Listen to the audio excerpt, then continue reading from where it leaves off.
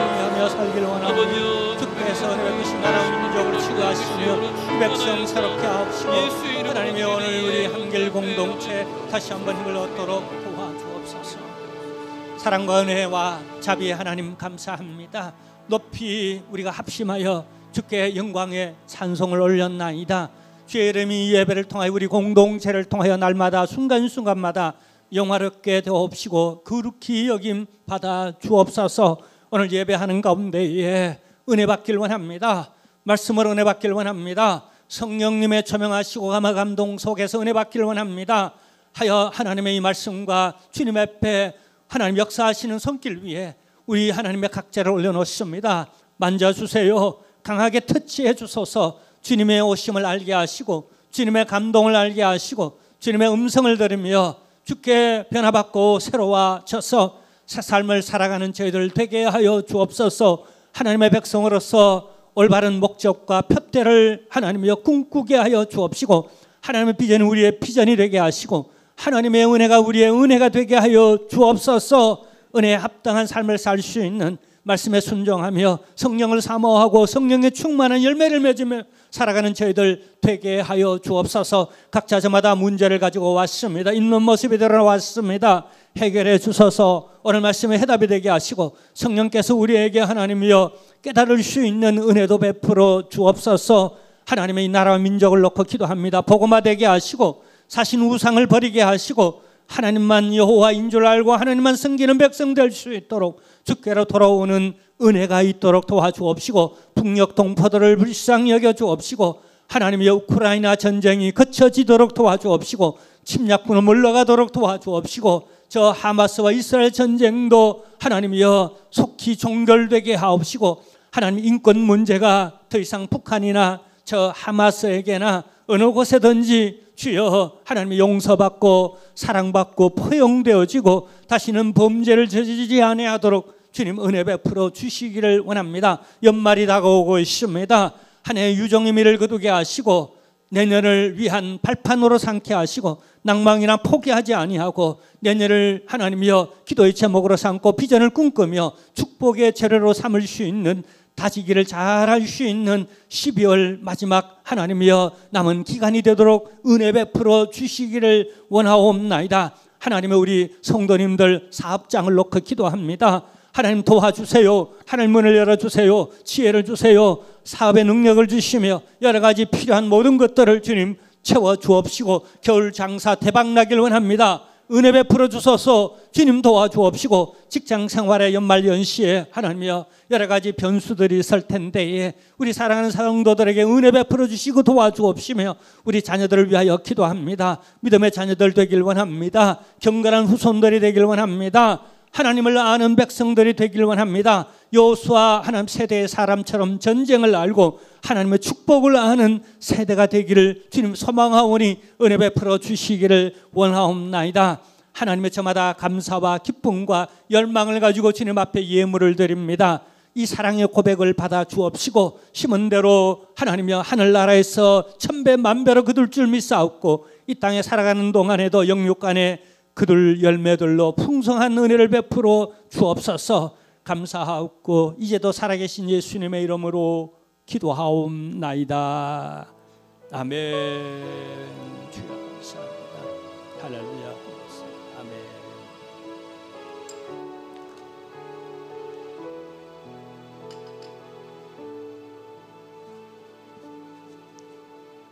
네, 우리 하나님께 예물을 봉헌합니다.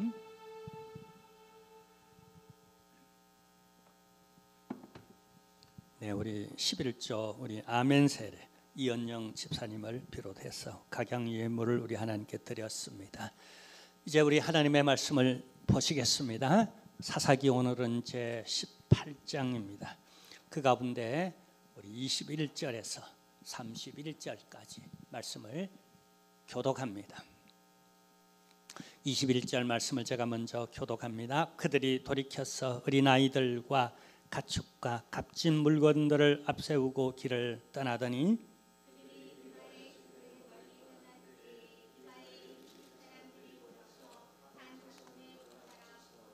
단자손을 부르는지라 그들이 얼굴을 돌려 미가에게 이르되 내가 무슨 일로 이같이 모아가지고 왔느냐 하니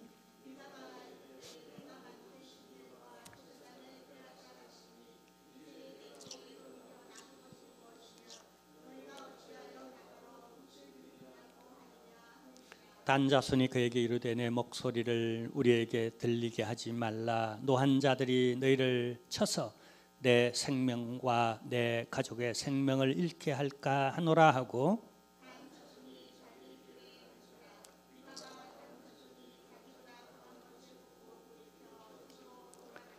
단 자손이 미가가 만든 극과 그 제사장을 취하여 라이스에 이르러 한가하고 걱정 없이 사는 백성을 만나 칼날로 그들을 치며 그 성읍을 불사르되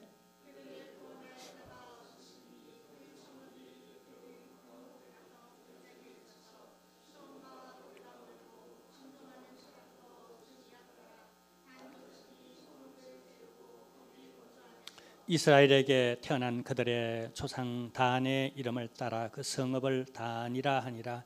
그 성읍의 본 이름은 라이스였더라.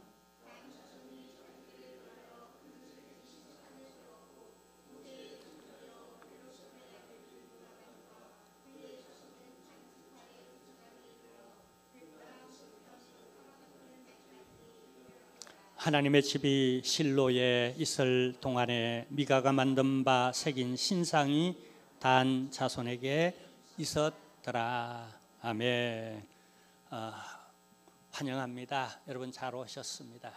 잘 지내셨죠? 또 한 주간도 건강하고 은혜 가운데 행복하게 사시기를 바랍니다.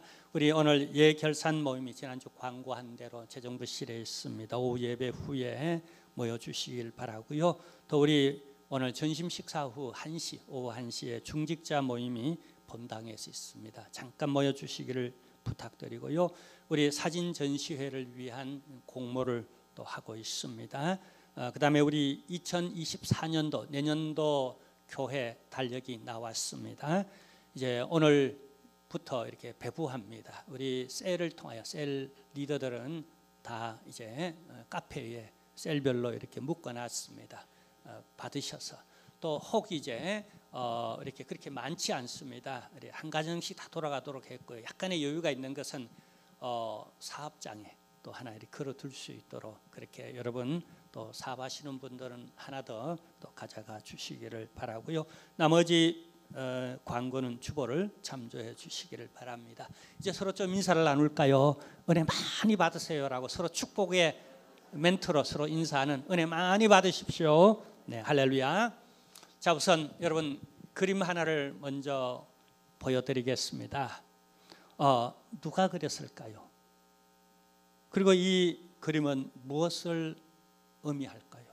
뭘 보여주나요?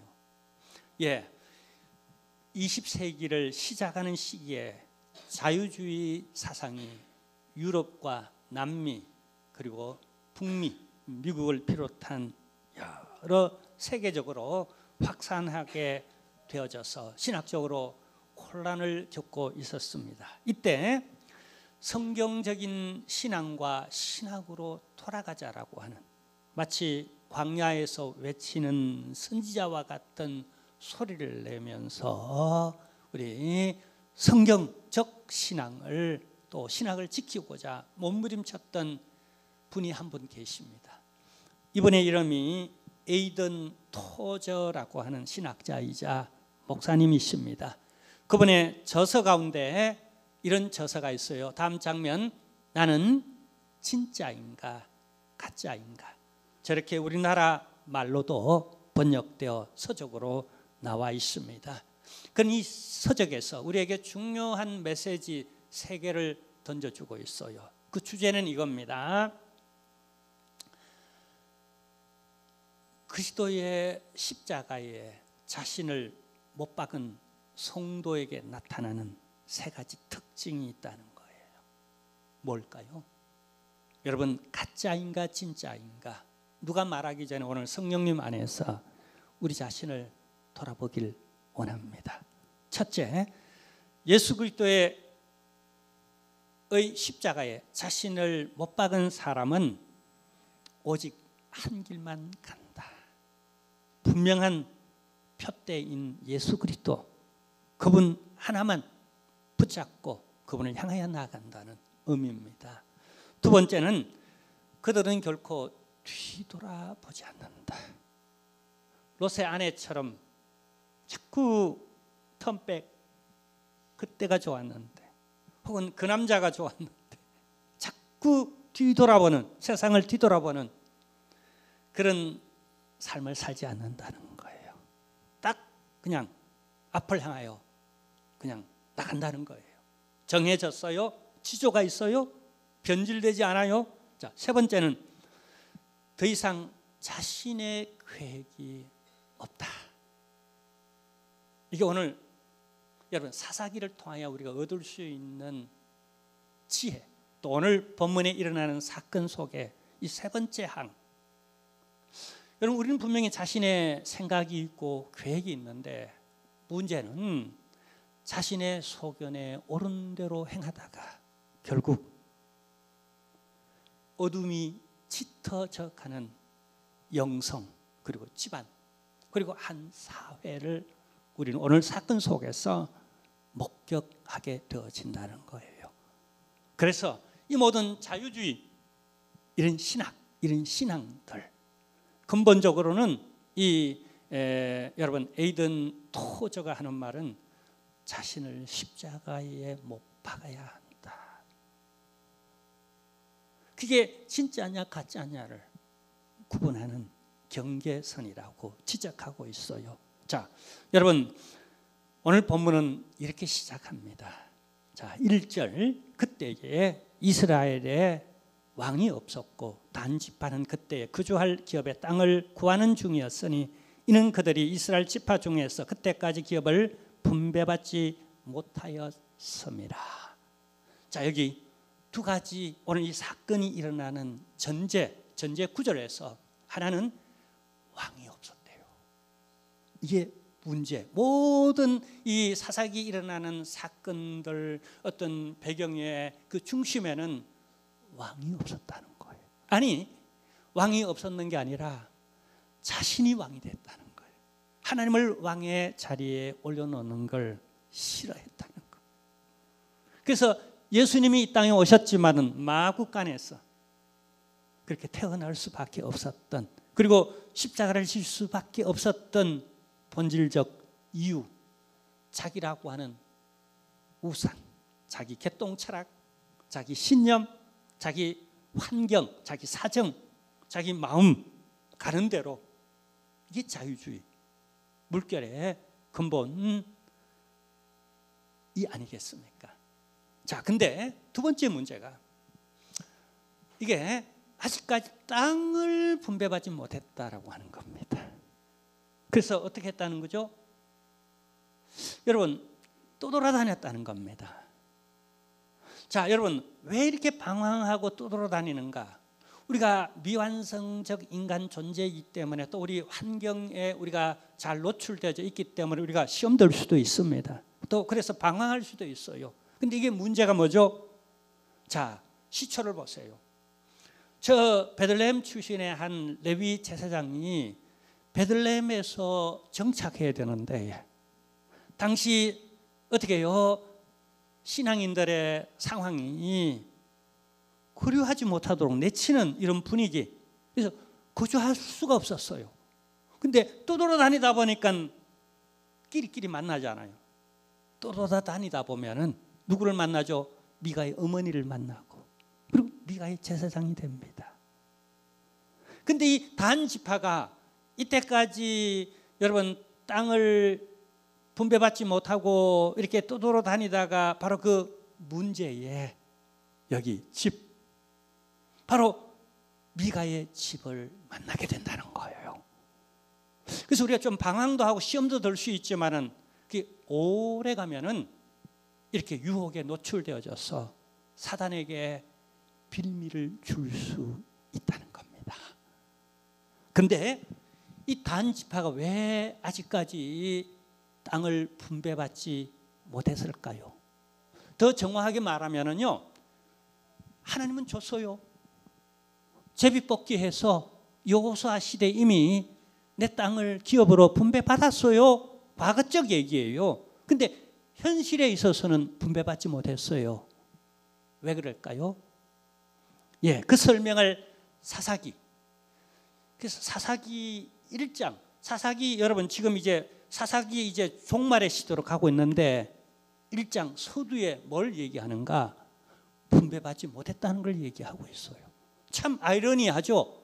이미 여호수아 시대에 다 분배받았는데 근데 여기 문제는 정착하지 못하고 또 돌아다니는 영혼.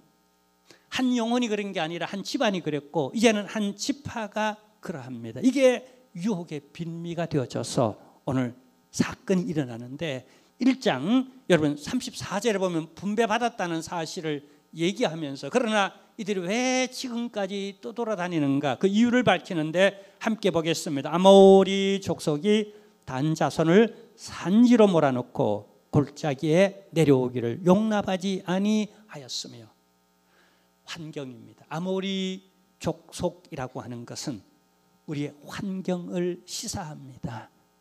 그래서 분명히 제비 뽑고 또 하나님을 대신한 여호수아 앞에서 내 땅을 분배받았는데 근데 내가 정복하지 못하고 땅에 충만하라, 땅을 정복하라, 다스리라, 생육하라, 번성하라.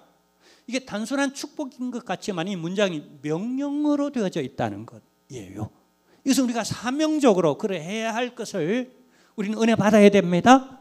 우리는 축복 받아야 됩니다. 온 열방과 세계를 물이 바다를 덮은 것과 같이 주의 말씀으로 흥왕하도록 그리스도가 왕권을 가지고 하나님의 나라가 되도록 우리는 명령을 받았습니다. 너희는 가서 모든 족속으로 제자를 삼으라. 근데 그 다음 구절을 보면은요 유다 지파가 나옵니다. 단 지파와 유다 지파를 대비해서 설명하는데 단 지파는 정복하지 못해서 아모리 족속의 위세에 눌려 있었더라는 거예요. 근데 그 다음 구절 이하에 보면은 유다 지파가 나와요. 근데 특히 유다 지파 가운데서도 갈렙 저 산지를 내게 주소서. 분명히 아모리 족속이라고 하는 철병거를 가진 그냥 강력한 집단이 있었어요.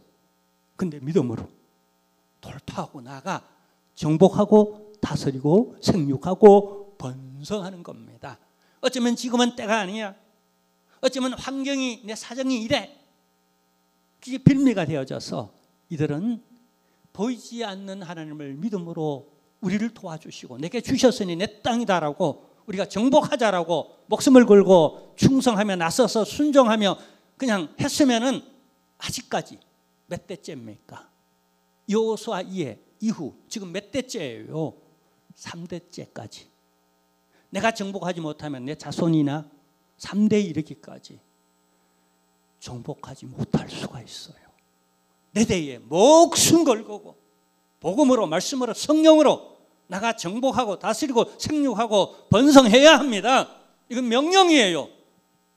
번성하세요. 땅에 충만하세요. 다스리세요. 여기 믿음이 필요했다는 거. 근데 전쟁이 무서웠던 거예요. 안일했던 거예요. 그러다 보니 세류를 따라 중심이 없으니까 마음의 왕이 없으니까 어떻게 해요? 그냥 바람 부니까 바람결에 이 쭉정이가 날려다니잖아요. 진짜냐 가짜냐 토저 목사님이 묻고 있잖아요. 여러분 그 자유주의 물결이 그냥 도도히 신학계 신앙에 우리 영성에 막 홍수처럼 밀려올 때에 그 상황 가운데서도 자신을 십자가에 못 박은 사람은 다시 말하면 자신의 소견에 옳은 대로 행하지 아니하고 그분의 소견에 옳은 대로 행하고자 하는 사람들에게는 그 탕류를 거슬려서 산 물고기는 상류로 올라가 푯대를 향하여 나아가는 이런 역사. 이것이 오늘 우리 한길교회의 영성이 되기를 원합니다. 바로 여러분이 그 영성의 주인공들이 되시기를 주님의 이름으로 축원합니다. 자, 이렇게 떠돌아다니던 단 지파가 문제의 미가의 집 그리고 그 집을 어떻게 해요? 사역하고 있는 레위 사람을 만나게 됩니다. 근데 여러분, 이 레위 사람이 자랑을 합니다. 뭔가 꼴이 좋다고 이렇게 자랑해요. 창피한 줄 알아야지. 그냥 공동체의 제사장이 돼야지. 한 가정 자기한테 잘해주고 돈도 주고 뭐 여러 가지 뭐 대접도 하고 한다고 그 집에 그냥 그렇게 빌붙어가지고 그냥 그 사람 좋아라고 꽁무니 쫓아다니는, 근데 이걸 자랑합니다. 야, 내가 원래는 베들레헴 출신의 레위 제사장인데 우리 집안이 뼈대 있고 제사장적으로는 우리가 명문 최고의 이런 그런 가정의 그런 내가 출신의 사람인데 내가 그냥 거기에서는 섭섭했어. 내게 막 대접도 안 해주고 막 거류할 집도 안 주고 말이지. 너무 그냥 쪼잔하게 내게 그렇게 대접해. 근데 여기 오니까 뭐 얼마나 풍성하게 내가 대접하는지, 그리고 내가 마음껏 그냥 대접받고 마음껏 축복했더니 이 집에 나날이 잘 되네. 엄청 축복받아서 막 간정이랍시고 자랑을 하는 거예요. 그러니까 이 떠돌아다니던 이 단 지파의 사람들 그 얘기를 듣고 혹하겠어요? 혹하지 않겠어요? 이게 권유가 되어지는 거예요.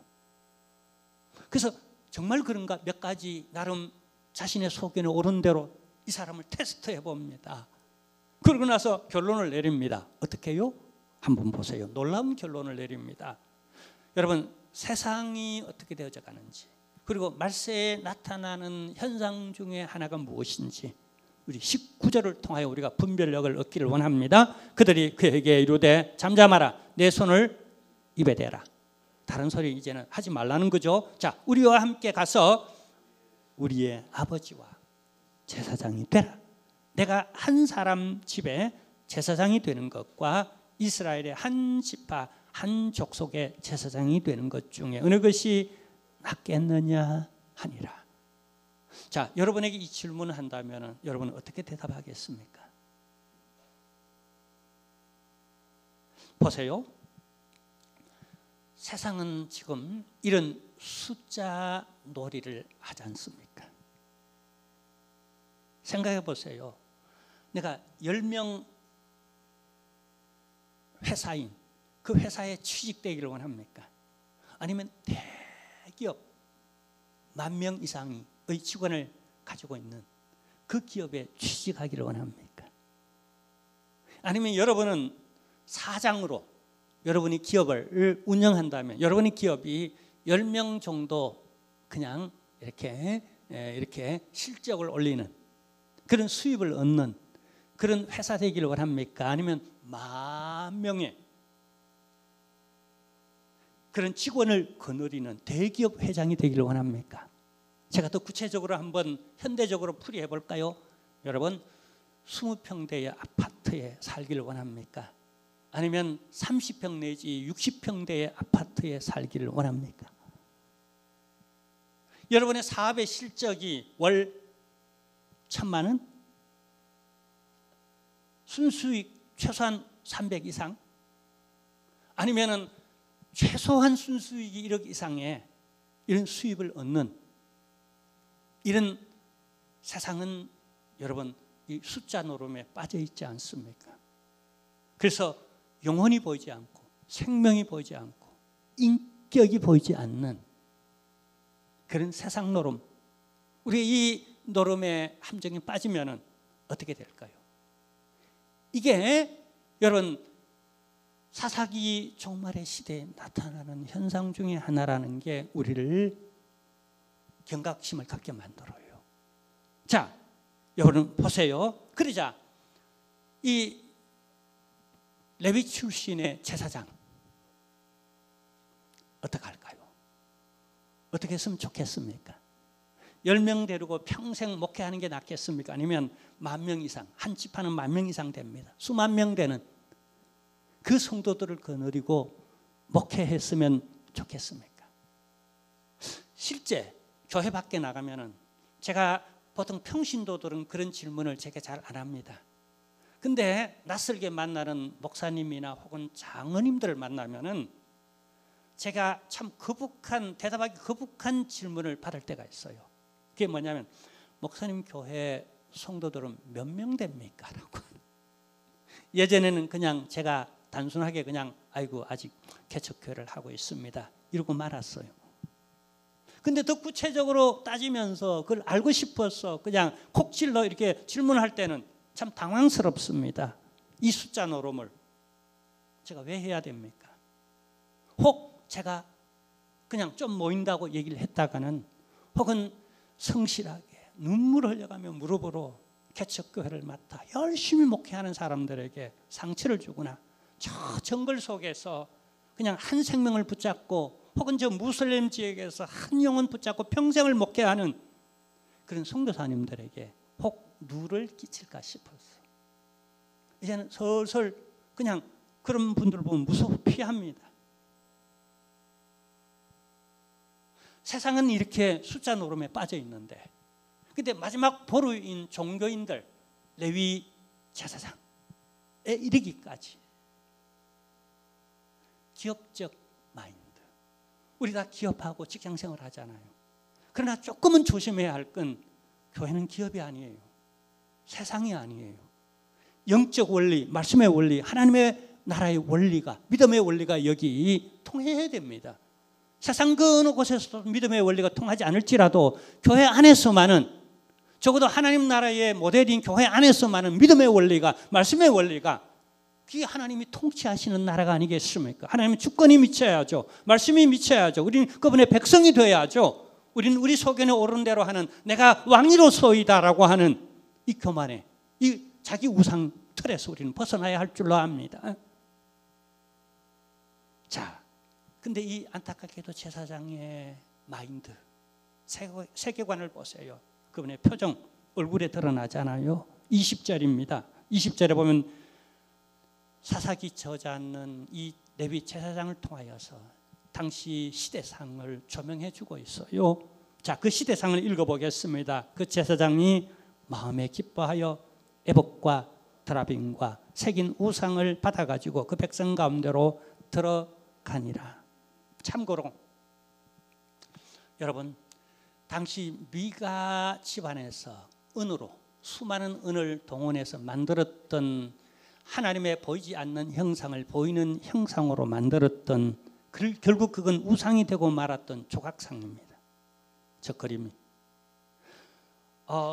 제가 한 1년 전부터 세계에서 제일 그냥 천재적으로 그림을 그리는 화가를 제 비서로 두고 있습니다.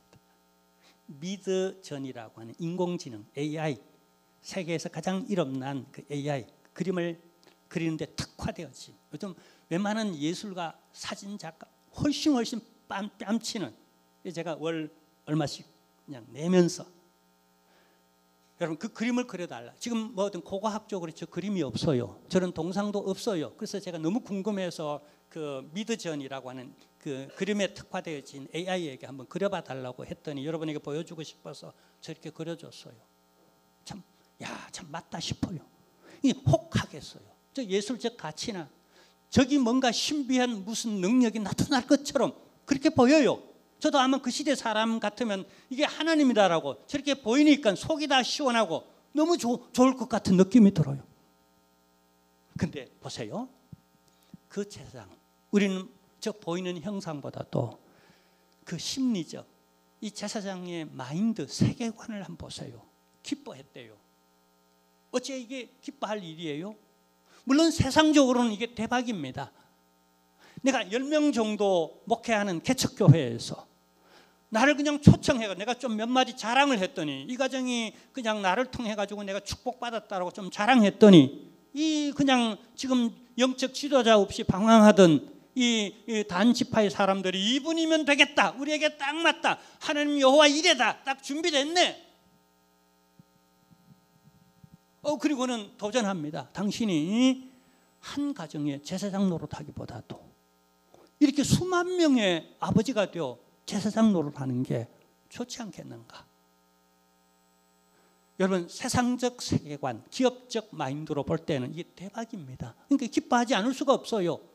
사실은 역사적으로는 슬픈, 정말 고통스러운, 안타까운 표정이어야 하는데, 근데 어둠이 짙어짐으로 말미암아 더 이상 어둠의 치명적 약점이 뭐죠? 분간을 못한다는 거죠. 이 사람인지 저 사람인지, 이게 나와 밥 먹는 사람이 누군지, 독약인지, 이 반찬에 뭐가 들어갔는지 도통 깜깜해서 그냥 밥이 코로 들어가는 거예요. 이 분별력이 없는 거예요. 기뻐했대요. 세계관을 보여줍니다. 영적, 여러분 얼마나 무지했는지를 보여줘요. 여러분, 우리가 슬퍼하고 정말 화낼 줄 알 때는 그렇게 슬퍼해야 됩니다. 근데 어떻게 해요? 보여지는 어떤 세계관 안에서 그게 내게 대박이라고 생각하고, 이야, 하나님은 내게 은혜를 베풀었구나, 나 이렇게 복을 받았어, 야, 어쩌면 그냥 내가 능력이 참 말을 한마디 잘하고 이렇게 그냥 내가 행운하구나, 난 행복한 사람이야 라고 막 기뻐하자. 야, 즐기자, 은혜로다.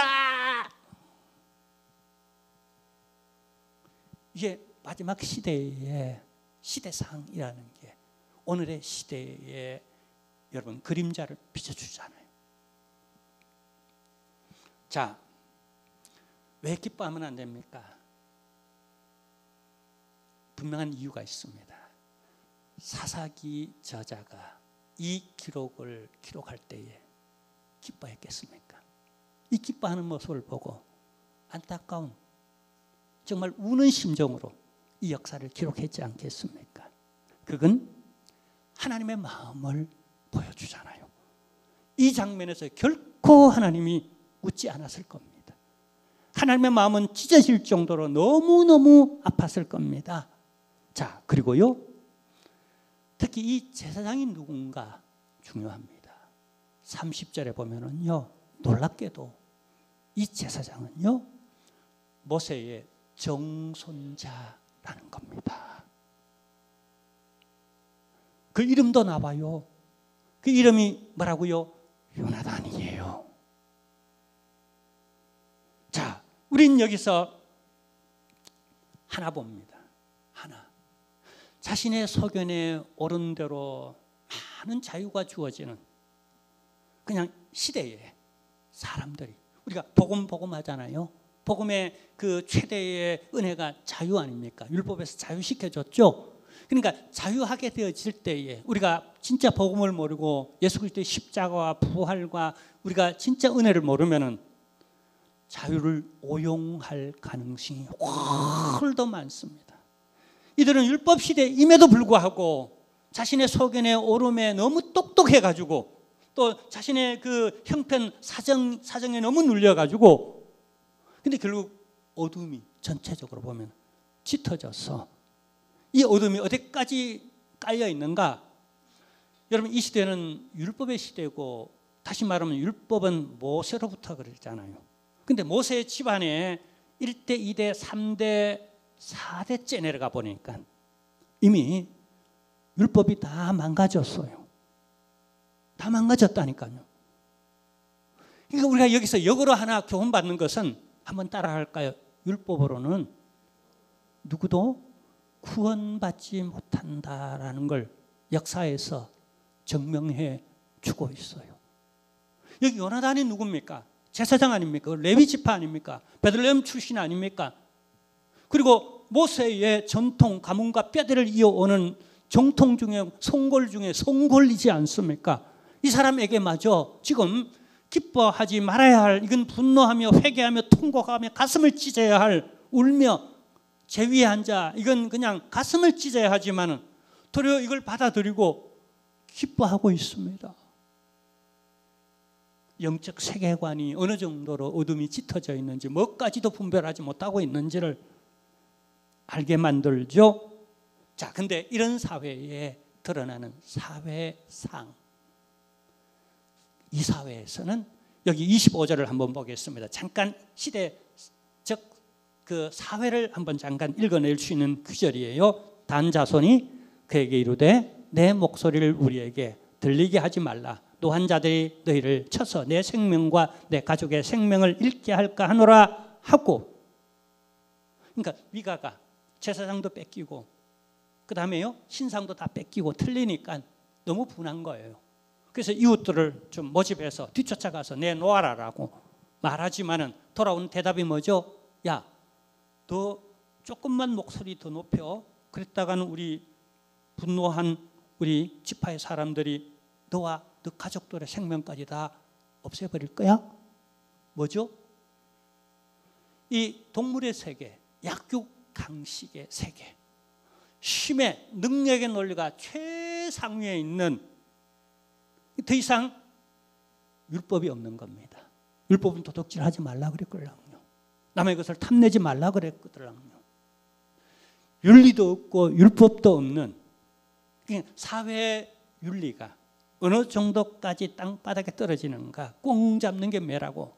내가 힘이 있고 여론이 있고 내가 돈이 있고 하면은 뭐든 내가 취할 수 있는 무한 경쟁의 시대 가운데 발휘하는 최고의 힘은 돈, 그게 능력이에요. 혹은 수, 여론, 그게 능력이에요. 내가 어떻게든 내 것으로 만든다, 그게 능력인 사회. 그런 세계관에 있는, 그래서 힘이 없기 때문에 그냥 물러나고, 힘이 있기 때문에 그냥 꼼짝마 하고 모든 걸 독식할 수 있는 이런 시대. 그래서 점점 부유한 사람 부유하고 가난한 사람은 자꾸 빼앗기고, 그래서 나중에 인권까지 그냥 눌려버리는 북한 백성들, 동포들. 안타깝지 않아요? 자, 근데 그 결과가 어떻게 되는가?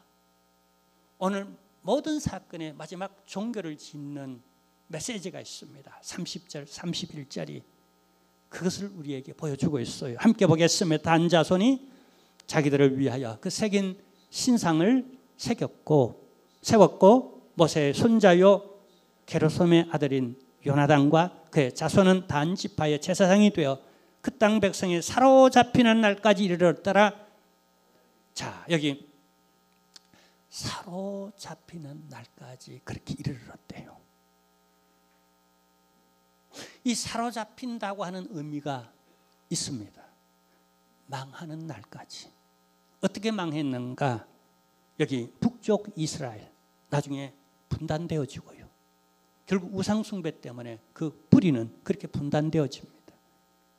그리고 여러분, 이 북쪽은 우리가 아는 대로 아시리아에 의하여서 멸망하는데, 어느 정도로 멸망하는가? 이제까지 수많은 제국이 일어났는데 그냥 그 제국을 형성해 나갈 때 가장 포악한 잔인한 방법으로, 그러니까 상대 문명과 그 다음에 상대 민족 인종을 청소하는 그런 방법으로 아주 그냥 오줌이 지리도록 그냥 아주 살벌하게 그렇게 침략했던 이 아수르에 의하여서 북쪽 이스라엘이 망할 때까지, 그러니까 필연적으로 망함을 우상숭배는 요청하고 있었다는 거예요. 정말 하지 말아야 할 마지막, 여러분 그것을 이렇게 갔다는 겁니다. 자, 근데요, 우리가 여기서 생각해 볼 건요, 단지파가 왜 이렇게까지 됐는가? 이 단지파가 결국 아수르에서 망해버리고 그 다음에 단지파 민족 자체가 없어져 버렸어요. 근데 북쪽 이스라엘은 그 민족 자체가 없어져 버렸어요. 그래서 이스라엘 사람들을 더 이상 이스라엘 민족이라고 말하죠. 국호는 이스라엘인데 민족은 주이스라고 말합니다. 유대인이라고 말합니다. 왜요? 남쪽 유다 백성들만 남았어요. 바벨론에는 끌려갔지만 포로로 끌려가서 생존은 했어요. 목숨은 남았어요. 근데 북쪽은요, 완전히 짓밟아 버렸어요. 인종 청소를 해버렸어요. 남은 백성이 유대 민족밖에 없어요. 이 정도로 철저히 소멸됐다는 거예요. 자, 하나님이 가나안 땅에 들어가면서 가나안 족속을 완전히 소멸시키라고, 진멸하라고 말합니다. 진멸이 뭐냐면 완전히 인종 청소를 하라는 얘기예요. 왜요? 우상숭배 문제 때문에 그렇습니다. 결국 본질적으로는. 근데 이 뿌리채 완전히 우상숭배로, 그때까지 우상숭배, 그 신상 있죠. 그 신상이 북쪽에 퍼져나가 있는, 죄는 코로나처럼 전염성이 아주 강합니다. 우상숭배의 이 전염성은요, 엄청 강하고 뿌리 깊이 내려가는 거예요. 뿌리채 썩어버린 거예요. 골수적으로 우상에 찌들어버린 거예요. 그 정점이 아합시대. 그리고 내리막길을 꽉 치닫다가 결국 아수르에 의하여서 민족 자체가 멸망당해버려요. 이 원인 우리가 두 가지를 찾으면은요, 하나는요, 이들이 비록 아직까지 방황하며 시험대로 정착할 곳을 찾지 못했다 손치더라도 왜 이렇게 되는가를 원인 분석하며 조용히 주님 앞에 기도하면서, 주님, 우리가 믿음이 부족했습니다. 우리가 아직까지 정복하지 못했습니다. 하나님 구하오니 우리가 정착할 수 있도록 신실하신 하나님께서 우리가 주신 거니까 우리가 기도하며 기다리며 인내하면서 그걸 차지할 때까지 어떤 모양으로든 최선을 다하여 애쓰는 수고, 이게 없었다는 거예요. 첫 번째 원인입니다. 띄워주세요.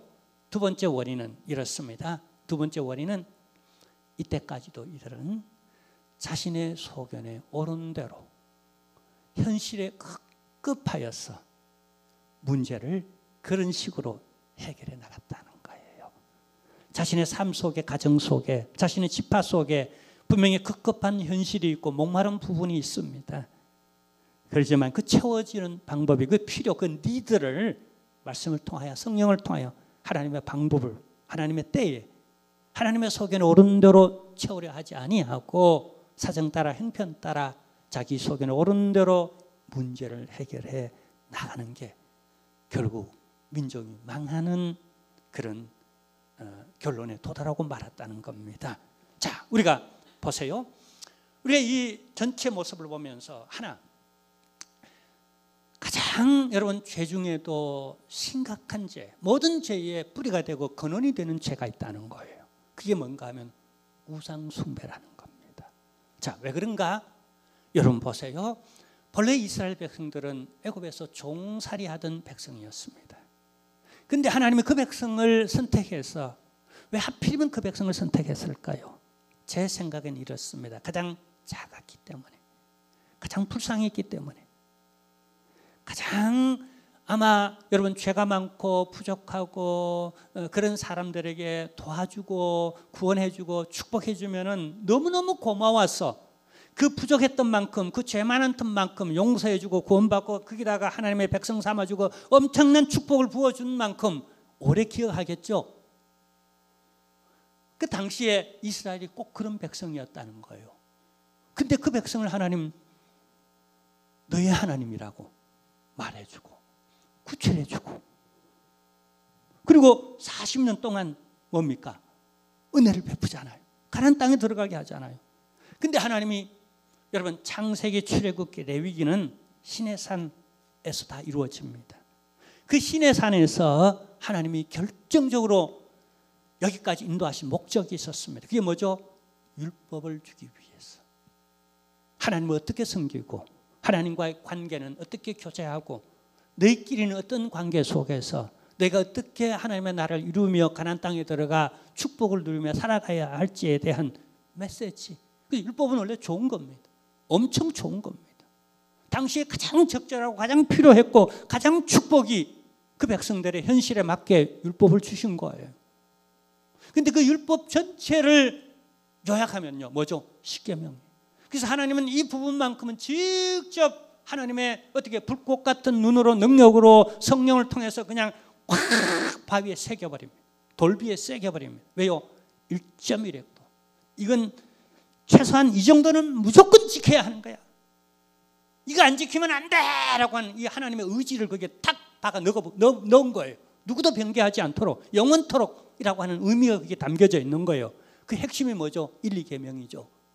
10계명, 10계명 중에 1, 2계명이 그 뿌리죠. 근본이죠. 그게 뭐죠? 한마디로 요약하면 네가 나 외에는 다른 신을 섬기지도 만들지도 말아라. 오직 나만 섬기라. 그게 핵심이에요. 나머지는 그게 다 딸려오는 뿌리들이에요. 근데 이걸 범했다. 이거 마지노선을 넘어간 거예요. 부부 사이에도 마지노선이 있어요. 사람 사이에도 어떤 마지노선이 있어요. 하나님과 우리 인간 사이에도 어떤 마지노선이 있어요. 그걸 넘어버린 거예요. 그리고 그대로 회개치 않고 돌아오지 않고 그대로 쭉 거기에 거주했더라. 언제까지? 멸망할 때까지. 참 인간이 고집이 세죠. 하여튼 죽는데도 돌이키지 않아요. 그리고 완전히 죽어가는데도 절대로 회개치 않아요. 그런 인생들 있잖아요. 적어도 우리는 그러지 말기를 원합니다. 그리고 하나님이 이걸 또 한 번 제시합니다. 신명기가 출애굽기 20장만 나오는 게 아니에요. 시내산 아래에서만 나오는 게 아니라 가나안 땅 들어가기 직전에 모압 평지, 바로 요단강 바로 이쪽에서 저쪽을 바라보게 하고, 그리고 이제 딱 들어가면은 가나안 땅이에요. 근데 그 앞에서 네가 저 땅에 들어가거들라, 우상 숭배하는 족속들 다 제거하고 진멸하고, 절대 결혼도 하지 말고 상종도 하지 말고 교제도 하지 말고 딱 끊어라. 왜요? 우상 숭배 문제죠. 그리고 십계명을 얘기하는 거예요. 그게 신명기 5장 십계명이 나옵니다. 그러니까 하나님의 의지를 모세를 통하여, 율법을 통하여 강하게 이렇게 드러내는 거예요. 하나님이 가장 하나님 기뻐하실 줄 아는 인격적인 분이십니다. 슬퍼할 줄도 알고요, 되게 분노하고 섭섭해하고 엄청 상처받는 이런 우리의 행위도 있어요. 그게 뭐죠? 우상 섬기는 거예요. 저와 여러분들, 우리와 우리의 자녀들이 절대로 우상 섬기는 그 마지노선만은 넘지 않는, 그래서 한번 따라할까요? 우상 섬기면 망한다. 이 사사기 전체가 주는 교훈이에요.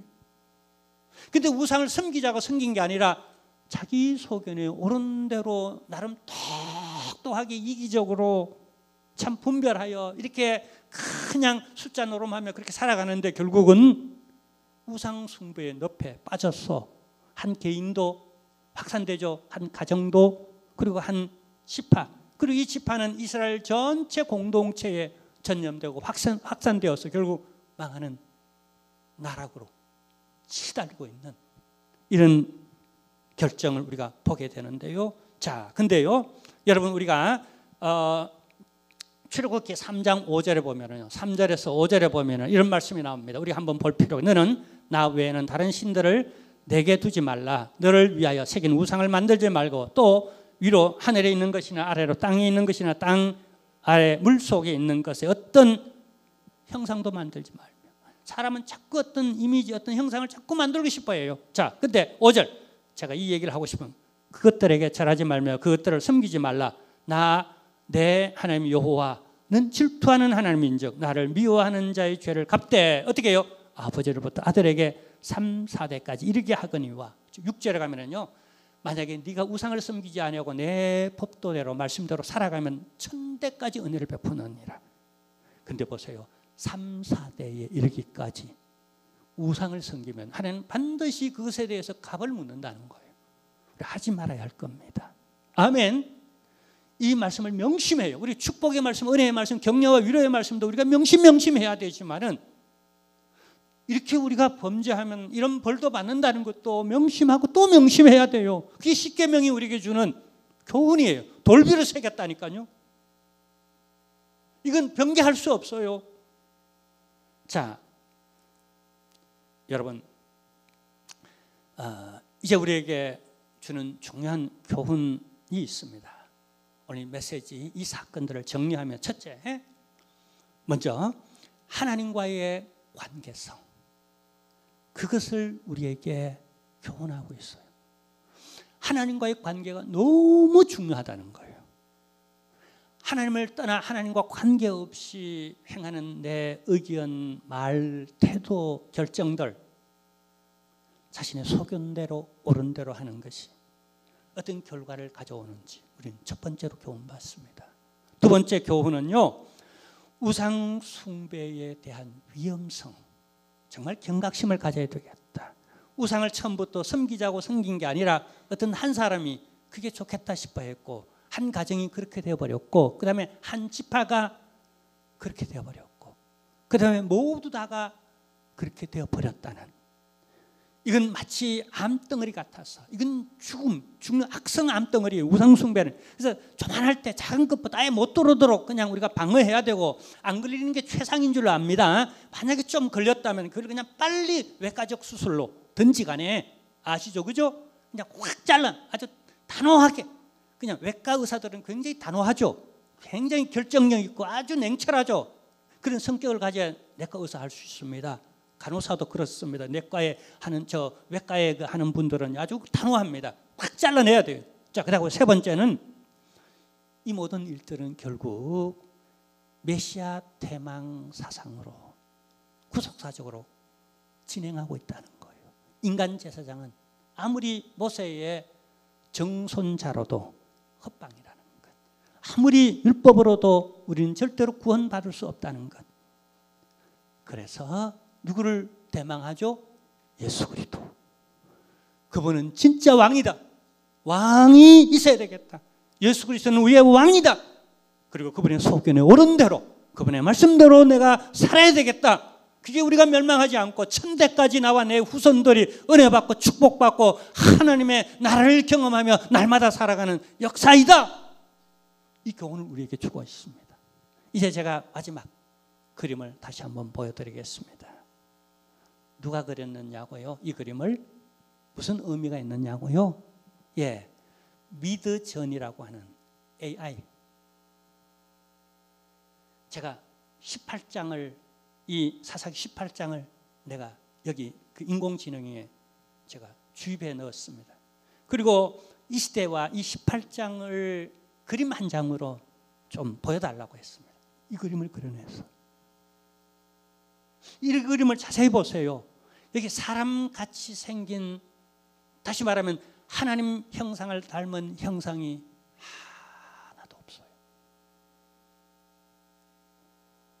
의를 행하는 자가 없나니, 하나님께 감사하는 자가 없나니, 하나님의 진정성 있게 믿고 하나님 말씀대로 법도대로 순종하며 세상적 가치가 아닌 하나님 나라의 가치를 가지고 살아가는 사람이 내가 눈을 씻고 찾아보려고 해도 찾을 수 없노라. 여기 어떤 형상이 그런 형상이 있나요? 너희가 정말 외식하는 자로다.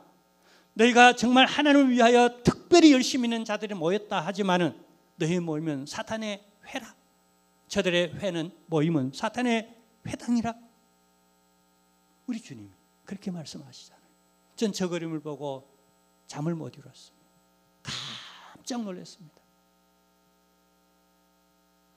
여러분, 한국교회가 지금 어떻다고 생각합니까? 한국교회 성도들의 형상은 지금 어떻게 살아간다고 생각합니까? 우리 다시 한번 여러분 경각심을 가지고요, 저 형상들이 회개하고 성령의 수술이 있고 말씀의 법도대로 우상을 제거하고 다시 돌아와 하나님의 형상으로 변화되어지는 공산당의 모습 아니겠어요? 미안하지만 무슬림의 모습이 아니겠어요? 미안하지만 세상은 숫자 노름하며 어떤 형상을 가지고 그렇게 차를 운전하며 그렇게 거리를 횡행하며 살아갑니까? 마약이 늘어난답니다. 동성애가 늘어나고 있답니다. 자식을 안 낳는데요 등등. 정복하지 못하고 다스리지 못하고 자기 이기주의에 빠져있는 세상의 군상들. 우리 다시 한번 저 모습들이 우리의 모습이 아닌지를 다시 한번 우리 자신을 돌아보고 저 형상들이 하나님의 형상도로 하나하나로 변화되어져가는 그날까지 우리가 복음 전하며 기도하며 주님과의 관계를 제대로 우리가 형성하며 살아가는 저와 여러분 되기를 주님의 이름으로 축원합니다. 하나님이여, 저희들 죄인입니다. 누구라고 말할 것도 없이 우리 자신을 돌아봅니다. 내가 왕인 것처럼 자행차지하며 내 뜻대로 내 기분대로 내 성품대로 내 주어진 환경 따라 세류를 따라 살아왔습니다. 어느덧 하나님의 형상을 잃어가고 있습니다. 이지러진 형상으로 참으로 하나님이여, 괴물이 다른 사람에게 있는 게 아니라 내 안에 있음을 다시 한번 발견하고 이대로 이 모습대로 주님 앞에 고침받기를 원합니다. 새로워지기를 원합니다. 그리스도의 형상을 이루며 살아가는 계기가 되도록 우리에게 하나님 이 연말이 새로운 전환점이 되도록 도와주옵소서. 예수님의 이름으로 기도하옵나이다. 아멘. 우리 다 같이 일어나셔서 우리 파송의 노래를 부르겠습니다.